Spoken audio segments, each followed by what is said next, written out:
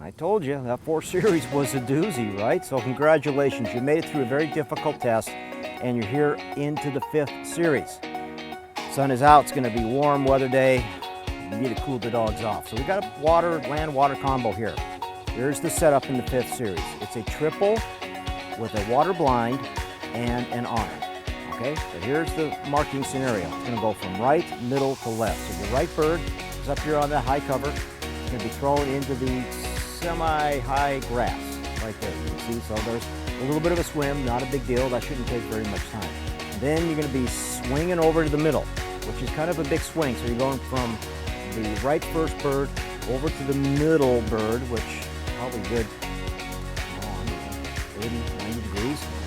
Swing here, and then that one's going to be thrown down. That's up on an island. That's going to be thrown to the tip of that island. And then bird number 3 is out here at your longest bird. It's around 90 yards. It's going to be a landmark throwing into that cover, which the dogs can barely see, but there's some heavier cover just on the crest of this little bit of a spit here. And once you complete all those marks, you're going to come back and you're going to run a water blind. This water blind is a land, water combo.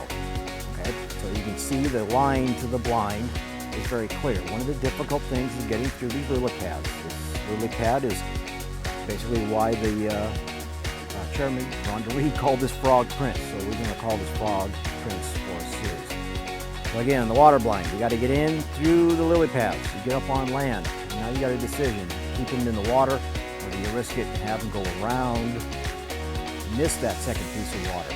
You got to play that safe. So they're just a second or two where they may be out of sight. They did a lot of trimming there, so the dogs will be visible as they get into that second piece of water. And you get down to the end of those lily pads, you can see an orange flag.